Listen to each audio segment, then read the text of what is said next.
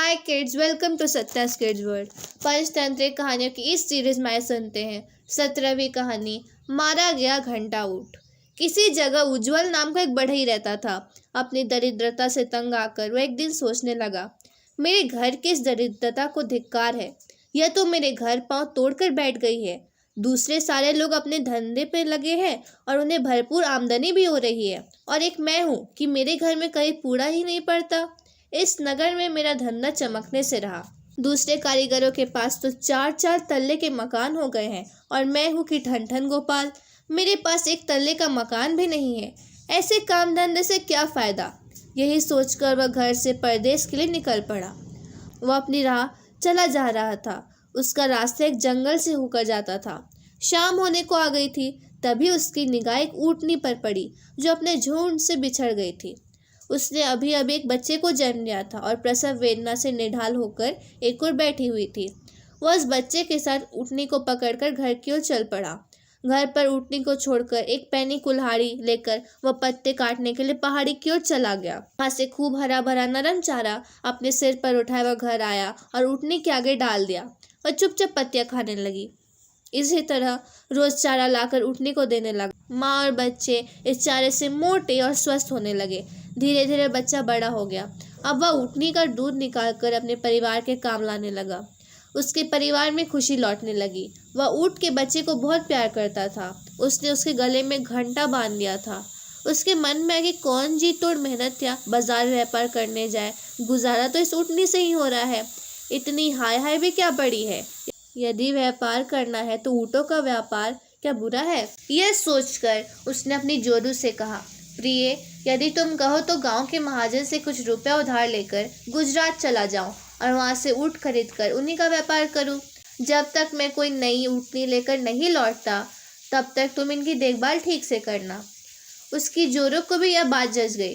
अब क्या था, उसने महाजन से पैसे उधार लिए और ऊँटनी खरीदने के लिए गुजरात रवाना हो गया। जब वह वापस लौटा तो उसके पास ऊँटनियों और ऊँटों का और छौनों का एक पूरा झुंड सा हो गया। उसने उनकी रखवाली के लिए एक नौकर रख लिया। अब वह खूब आराम से रहने लगा। बढ़ई के सारे ऊँट नगर के पास की एक वनस्थली में चरने जाया करते थे। वे दिन भर वहाँ पेड़ों की मुलायम पत्तियां चरते और दिन ढलने पर कूदते उछलते वापस लौट आते थे। बस ऊँट का वही एक बच्चा, जिसके गले में घंटा बंधा हुआ था, जो अब जवान होने पर आ गया था, दूसरे से कुछ पीछे रह जाता और सबसे बाद में झुंड में शामिल होता था। उसकी इस आदत को देखकर ऊँटों के दूसरे बच्चों ने सोचा, वह जिस तरह पूरे झुंड से अलग हो जाता है और घंटा बजाता और सबको बाद में हमारे दल में आता है, उससे लगता है कि वह बहुत मूर्ख है। यदि वह किसी जंगली जानवर की चपेट में आ गया तो उसे कोई बचा नहीं पाएगा। उन्होंने उसको तरह तरह से समझाया कि वह अपनी आदत छोड़ दे, पर वह कहाँ मानने वाला था। वह उल्टे और देर करने लगा और फिर जोर से दौड़ता हुआ घंटा टनटनाता हुआ आकर दल में शामिल हो जाता।